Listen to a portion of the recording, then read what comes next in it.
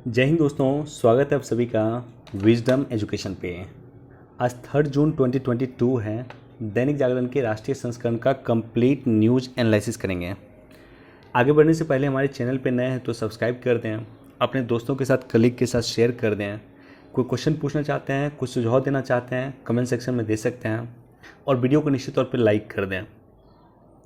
दोस्तों, आज 3 जून है और भारत के स्वतंत्रता इतिहास में 3 जून का अपने आप में विशेष महत्व है, क्योंकि जो 3 जून है, इसी 3 जून की योजना को माउंटबेटन योजना कहा जाता है, जो 3 जून 1947 को आया था। और इसी माउंटबेटन योजना में या 3 जून की योजना, दोनों एक ही चीज़ है। इसी में भारत की स्वतंत्रता का उल्लेख था और भारत के विभाजन का बेसिकली उल्लेख था कि भारत को किस तरह से 2 भाग में विभाजित करना है। माउंटबेटन ने ये प्लान तैयार किया था और बाद में ब्रिटिश संसद में इसकी स्वीकृति हुई और भारत स्वतंत्रता अधिनियम 1947 पारित हुआ था। तो इसलिए 3 जून का भारत के इतिहास में काफ़ी महत्वपूर्ण योगदान है और 3 जून की योजना को ही माउंटबेटन योजना कहा जाता है। कश्मीर में निशाने पे हिंदू हमलों में 2 की मौत। देखिए, कश्मीर में टारगेट किलिंग चल रहा और टारगेट किलिंग में पिछले 22 दिन में ये 8वां इशू है जहाँ पे 8 लोगों को मारा गया है 22 दिन में। और टारगेट किया जाता है पर्टिकुलरली अदर नॉन मुस्लिम लोगों को मारने का, जिसमें हिंदू भी हैं, जिसमें सिख लोग भी हैं और ख़ास करके बाहर के लोग जो वहाँ कश्मीर में बसे हुए हैं उनको कोशिश किया जाता है टारगेट किल करके, यानी उनको जो है एक टारगेट लेना है और उसको जा करके मारना है। तो इस तरह से जो टारगेट किलिंग हो रहा है, इसके लिए गृह मंत्रालय ने एक विशेष बैठक बुलाई है। लेकिन मैं आप लोगों का राय जानना चाहूँगा कि इसको कैसे रोका जाए। कश्मीर में आतंकवाद जो है, आतंकवादी जो लोग हैं या कुछ शरारती तत्व जो लोग हैं, वो टारगेट किलिंग कर रहे हैं। वो पहले पता करते हैं कि हाँ भाई, कहाँ पे नॉन मुस्लिम कहाँ पे काम कर रहा है और उसके बाद जो है जा कर के वहाँ पे उसको हिट करते हैं, उसको मार देते हैं। तो इसको रोकने का क्या उपाय अपनाना चाहिए, मैं चाहता हूँ कि आप लोग सोचिएगा इस पर और मुझे भी कमेंट सेक्शन में अपनी राय दीजिएगा। नेक्स्ट डे मैं कोशिश करूँगा इस टॉपिक पे अपनी राय देने का, लेकिन मैं चाहता हूं कि आप लोग ज़रूर अपनी राय दें कि कश्मीर में टारगेट किलिंग को रोकने के लिए सरकार को क्या कदम उठाने चाहिए, या अगर आपको अथॉरिटी दिया जाए तो आप टारगेट किलिंग को किस तरह से रोकेंगे। देखिए, एक अच्छी इशू ये हुई है कि भारत सरकार के प्रतिनिधि, पहली बार भारत का कोई प्रतिनिधि काबुल पहुंचा है और काबुल में जाकर के तालिबान के जो विदेश मंत्री है उनसे मुलाकात कर रही है। तो एक तरह से औपचारिक संबंध फिर से हमने तालिबान के साथ बनाना शुरू किया और ये आवश्यक भी था। हमें इनिशियली ये लग रहा था कि तालिबान पाकिस्तान का बहुत हद तक या पाकिस्तान के पक्ष में पूरी तरह से झुका होगा या पाकिस्तान के ही एक विंग के रूप में काम करेगा, लेकिन हम लोग देखते हैं डूरंट लाइन को लेकर के किस तरह से तालिबान और पाकिस्तान में भी नहीं बन रहा है। तो ऐसे कंडीशन में निश्चित तौर पर भारत को भी आगे आना चाहिए था। दूसरी बात क्या है कि तालिबान जिस तरह से क्राइसिस के दौर में गुजर रहा है, भारत ही वो देश है जो उनका मदद कर सकता है। 50,000 टन वीट का हमने उन्हें प्रॉमिस किया था, गेहूं का हमने प्रॉमिस किया था तालिबान को, और उसमें 17,000 टन गेहूं जो है हमने वहां पे भेज दिया। देखिए, हमारे लिए सबसे इम्पॉर्टेंट है अफगानिस्तान के लोग। ये भारत का ऑफिशियल स्टेटमेंट है कि भारत के लिए सबसे इम्पॉर्टेंट होता है अफगानिस्तान के लोग। अफगानिस्तान के सत्ता पे कौन काबिज होता है इससे हमें लेना देना नहीं है बहुत ज़्यादा।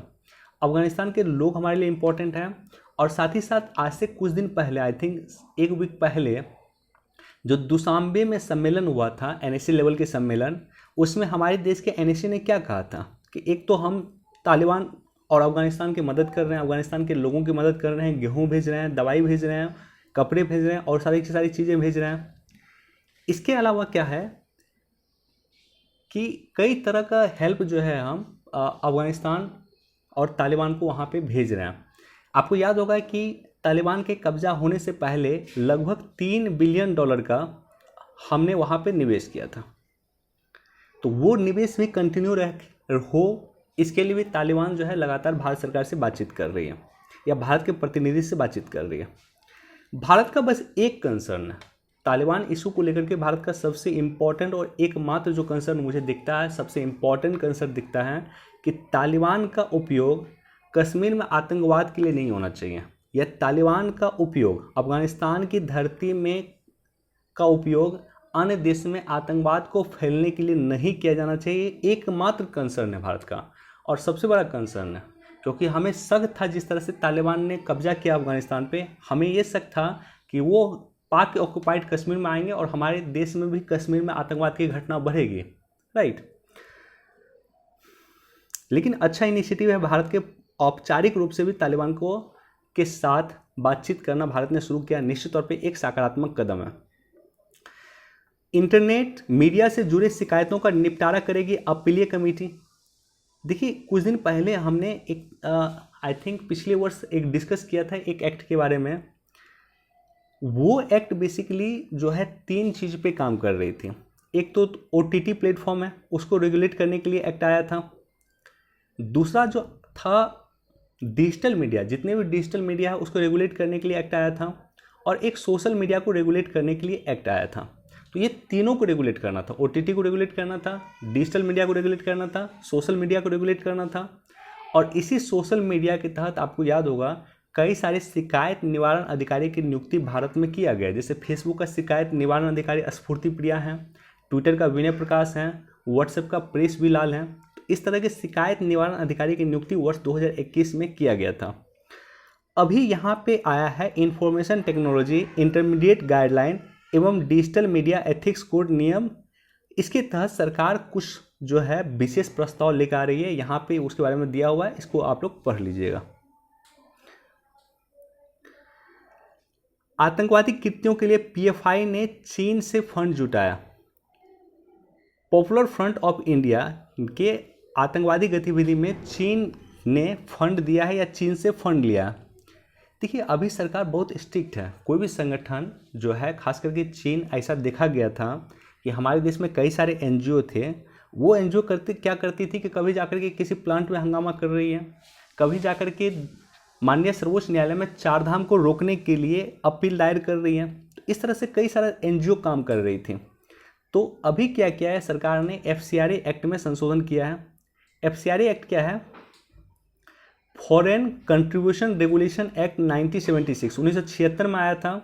अगर आपको विदेश से पैसा मंगाना है तो आपको FCRA एक्ट में रजिस्ट्रेशन करना पड़ेगा। तो इसमें संशोधन करके सरकार ने इसको काफ़ी शिकंजा कसने का प्रयास किया है, जो लोग विदेश से पैसा मंगा रहे हैं और ख़ास करके चीन और पाकिस्तान से पैसा मंगा रहे हैं। होता क्या था कि चीन इस NGO को पैसा देती थी, ये NGO जाकर के सरकारी काम में बाधा डालने का काम करता था। किसी प्लांट में जाकर के हंगामा करना शुरू कर दिया, प्लांट का काम कुछ दिन के लिए रोक दिया। बाहर में जो है इंटरनेट के माध्यम से या समाचार पत्र के माध्यम से बाहर में नेगेटिव न्यूज़ स्प्रेड करवाता था चीन कि भारत में अभी उद्योग का माहौल नहीं है। कई सारा काम हुआ। एप्पल के प्लांट में, आई थिंक तमिलनाडु के साइड एप्पल का जो प्लांट था दक्षिण भारत में, वहाँ पे हंगामा किया था और बाद में चीन ने क्लेम किया कि इंडिया में लॉ एंड ऑर्डर का सिचुएशन सही नहीं है, इसलिए जो कंपनी छोड़ के जा रही है चीन, वो सही नहीं है। तो बाद में हमें ये ज्ञात हुआ कि वो जो एक ऑर्गेनाइज्ड वहाँ पे लोग जो विद्रोह कर रहे थे, वो किसी NGO से जुड़े हुए थे और उस NGO को फंड किया था चीन ने। इसी तरह से शाहीन बाग में जो इतना दिन से आंदोलन चल रहा था दिल्ली में, शाहीन बाग में, उसको भी कहीं कि चीन और पाकिस्तान फंड कर रहा था। इस बात के हमें पुख्ता सबूत मिले हैं। तो इस तरह के देश में कई घटनाएं हो रही है, उसको देश में रोकने के लिए सरकार उत्तरोत्तर रूप से प्रयास कर रही है।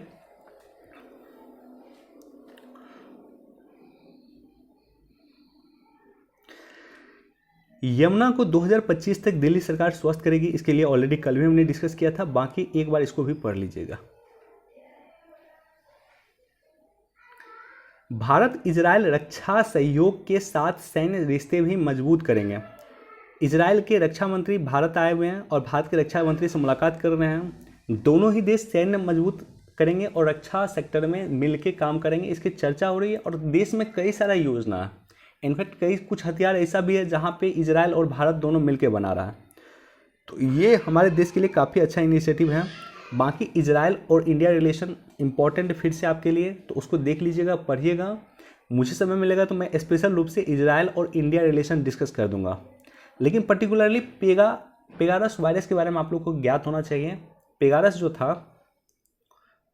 एक स्पाईवेयर था और ये स्पाईवेयर बेसिकली इजराइल की कंपनी है NSO, ये कंपनी ने बनाया था। NSO कंपनी ने पेगारस स्पाईवेयर बनाया था और भारत में पेगारस स्पाईवेयर जांच समिति बना था। RV रविंद्रन समिति बनी थी सर्वोच्च न्यायालय के द्वारा और वो समिति बेसिकली जांच कर रही है कि पेगासस वायरस कांड में कैसे कैसे इफेक्टेड हुआ। तो इसके बारे में बेसिक इन्फॉर्मेशन होना चाहिए। आपके व्हाट्सएप के माध्यम से आपके सिस्टम पे या मोबाइल पे एक वायरस डाला जाता और वो आपके सारे के सारे डाटा को चुरा करके सामने वाले को भेज सकता था।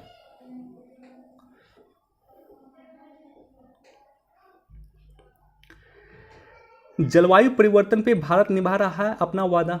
जलवायु परिवर्तन को लेकर के जो ग्लासगो में हमने जो कमिटमेंट किया है, इसी तरह से पेरिस में जो हमने कमिटमेंट किया है, उस कमिटमेंट को हम निभा रहे हैं। अच्छा देखिए, यहाँ पे लिखा हुआ स्टॉकहोम में चल रहे +50 सम्मेलन के दौरान यादव ने ये बातें कही हैं। तो आपके जहन में एक क्वेश्चन उठेगा कि आखिर +50 क्या। देखिए +50 क्या है कि आज से 50 वर्ष पहले आप चलिए, 1972 में हम लोग चलते हैं। 1972 में इसी स्टॉकहोम में एक सम्मेलन हुआ था। 1972 में इसी स्टॉकहोम में एक सम्मेलन हुआ था, United nation conference on human environment. ये थीम था, ये नाम से ये सम्मेलन हुआ था, यूएन का सम्मेलन था, United nation conference on human environment. कई बार नाम पूछ देता है कि स्टॉकहोम सम्मेलन किस नाम से हुआ था, तो ये नाम याद रखिएगा, United nation conference on human environment. और एक तो और नाम पूछता है, हाँ, रियो डी जेनेरियो में जो पृथ्वी सम्मेलन हुआ था 1992 में, वो किस नाम से हुआ था, तो वो हुआ था United nation conference on environment and development, UNCED नाम से। तो 1972 में हम लोग चलते हैं। तो स्टॉकहोम में, स्वीडन की राजधानी है स्टॉकहोम में, वहाँ पे ये सम्मेलन 1972 में हुआ था यूनाइटेड नेशन के द्वारा। और ये सम्मेलन 5 जून से 16 जून को चला था।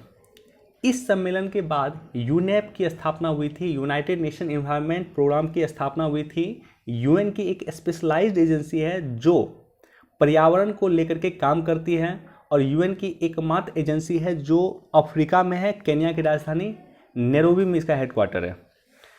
और चूंकि ये सम्मेलन 5 जून से 16 जून तक चला था, इसकी शुरुआत हुई थी 5 जून से, जून 5 को इसकी शुरुआत हुई थी, इसलिए जून 5 को विश्व पर्यावरण दिवस मनाया जाता है।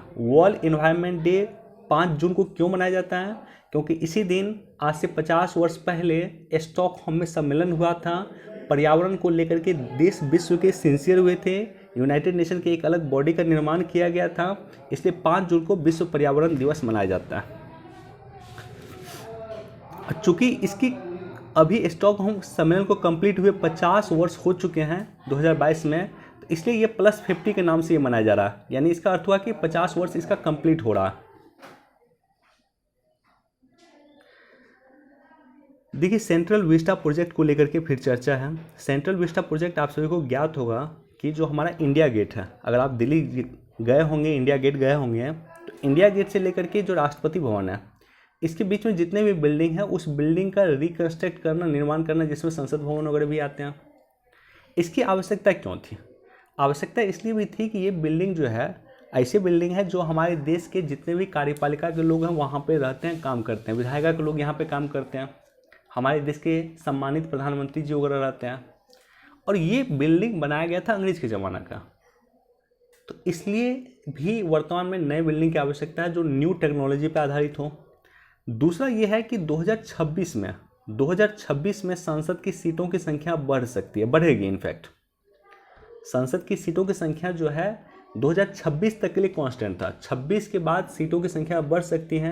तो अगर मान लीजिए संसद में कुछ नए लोग आएंगे तो उसके रहने के लिए या उनके बैठने का प्रबंधन होना चाहिए, इसलिए भी इनको आवश्यकता थी कि हम नया बिल्डिंग कंस्ट्रक्ट करें। इसके अलावा कुछ बिल्डिंग ऐसा था जो लीज पे हम लिए हुए थे, यानी प्रत्येक महीना हमको रेंट देना पड़ता था, तो इसलिए भी आवश्यकता था कि हम कुछ नया कंस्ट्रक्ट करें, नया बिल्डिंग बनाएं, देश का अपना बिल्डिंग बनाएं, वर्तमान की आवश्यकता के अनुसार बिल्डिंग बनाएं। तो ये सारे के सारे आवश्यकताओं को देखते हुए सेंट्रल विस्टा प्रोजेक्ट की शुरुआत किया गया था।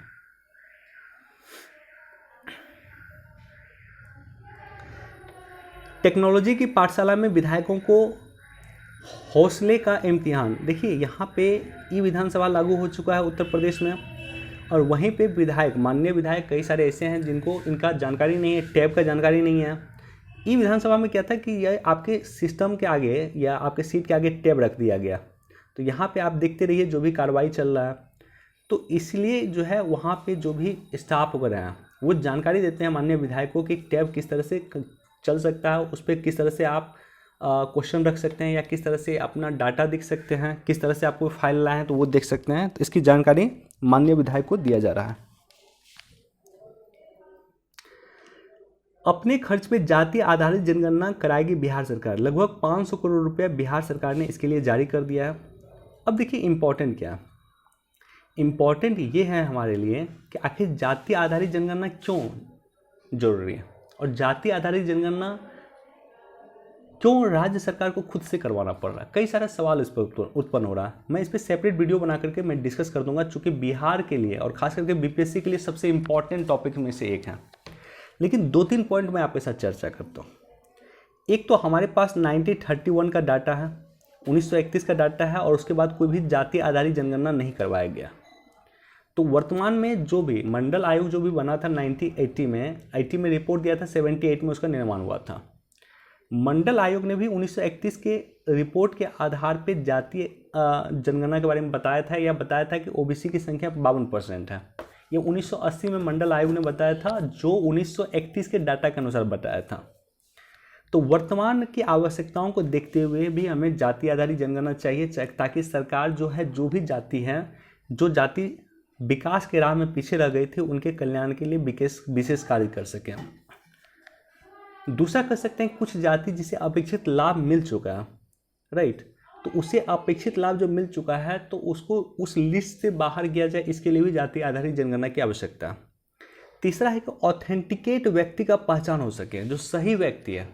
अगर हमारे पास एग्जैक्ट डाटा रहेगा तब सही व्यक्ति की पहचान हो पाएगा।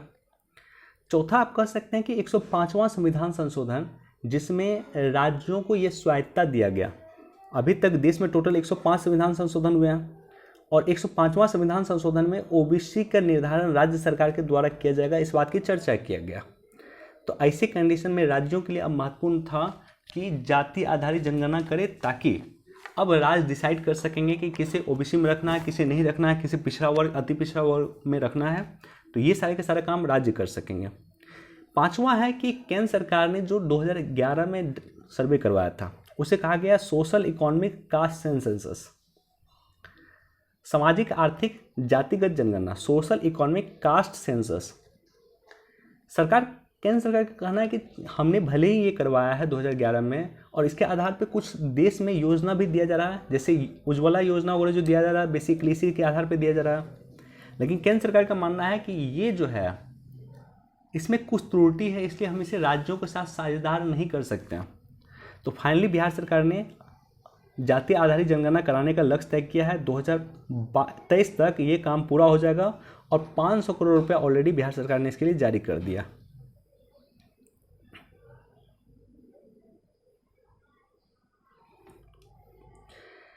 देश की सुरक्षा में अहम होंगे राष्ट्रीय राजमार्ग।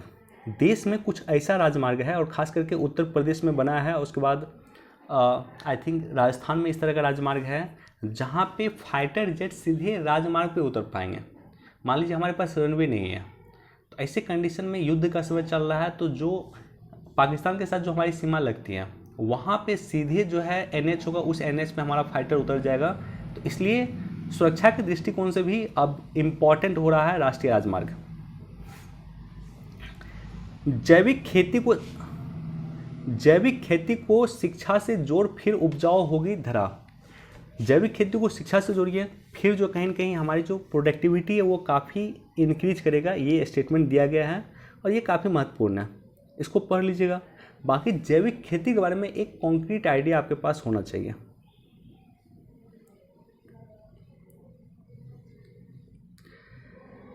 किसी समझौते का परिणाम नहीं है भारत राष्ट्र। देखिए इसको पढ़ लीजिएगा, पॉलिटिकल अधिक है।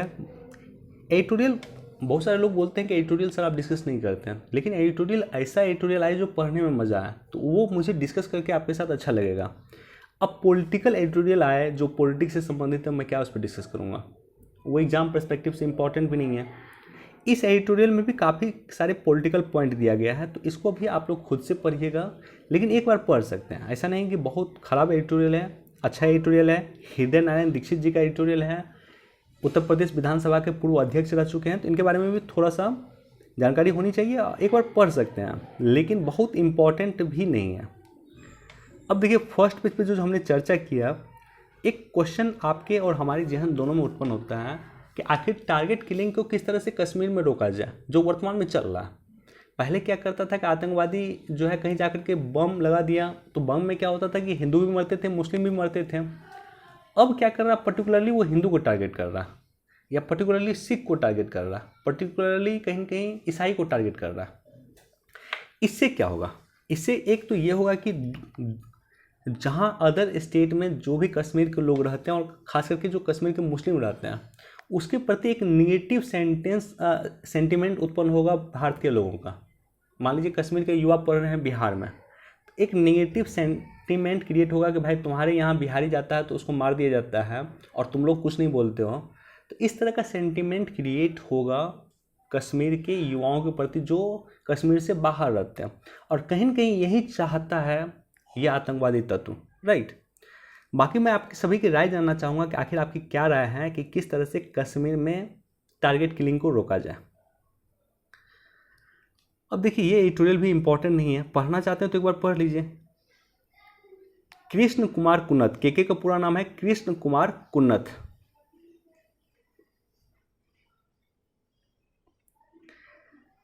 सरकारी उपायों से जींस बाजार में तेजी थमी। देखिए जिस तरह से हमारे यहाँ महंगाई बढ़ रहा था, तो उसके बाद सरकार ने कुछ जो है नीतिगत फैसला लिया। हमने चीनी के निर्यात पर रोक लगाई, हमने गेहूं के निर्यात पर रोक लगाई, चावल का निर्यात कर रहे हैं, लेकिन देखिए किसी निर्यात पर पर्टिकुलरली हमने रोक नहीं लगाया, लेकिन सरकारी स्तर पर निर्यात अभी भी चालू है, प्राइवेट स्तर पर इसे रोक लगा दिया गया। ऐसा नहीं कि गेहूं का निर्यात पूरी तरह से हम बंद किए, बिल्कुल नहीं। अगर कोई भी सरकार का कहना है कि सरकार गवर्नमेंट टू गवर्नमेंट अगर टॉक हो, मान लीजिए किसी देश को अगर वीट चाहिए तो वो सरकार भारत सरकार से रिक्वेस्ट करे तो हम वहाँ पे वीट भेज देंगे। तो इससे क्या हो रहा है कि चीनी, चावल या गेहूं वगैरह पे जो निर्यात पे हम रोक लगाए उससे भारत बाजार में खुदरा मार्केट में महंगाई जो है वो कंट्रोल हो गई है।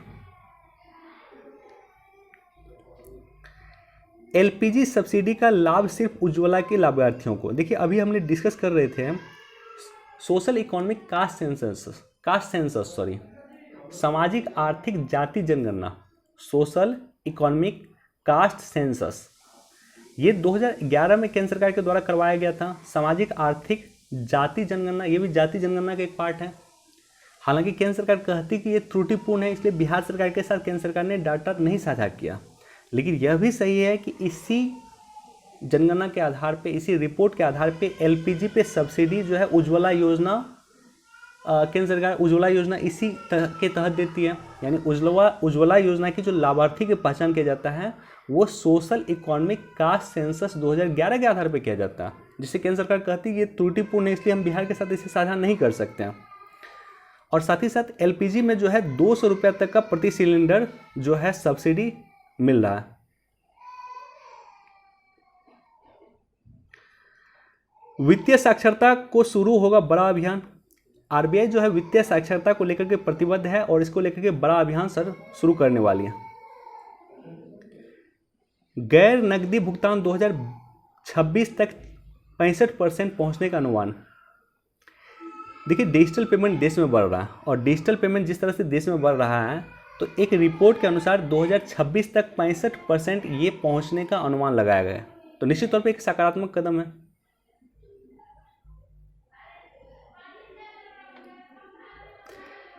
तीन टुकड़ों में बढ़ जाएगा पाक, परमाणु ताकत भी खो देगा। देखिए ये बहुत बड़ा टॉपिक है, मैं कभी सेपरेट में चर्चा कर दूंगा इस टॉपिक पे, लेकिन काफ़ी इंपॉर्टेंट स्टेटमेंट है।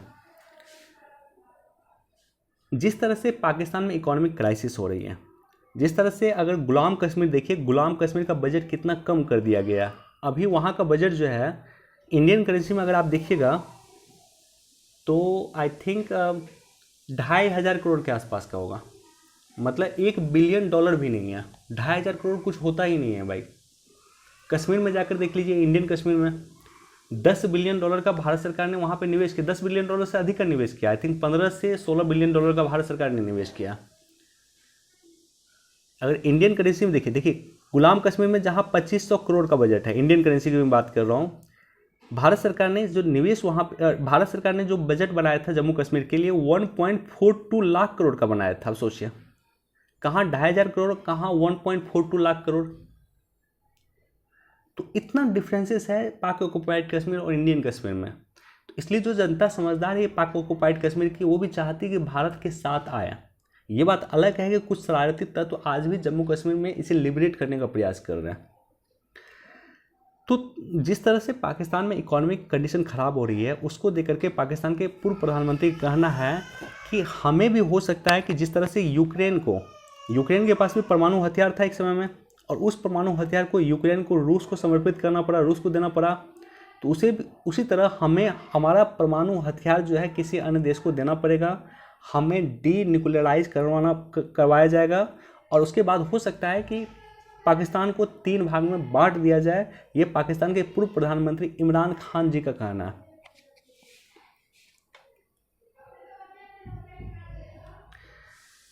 पीएम मोदी ने श्रीलंका राष्ट्रपति को खाद्य की आपूर्ति का भरोसा दिया।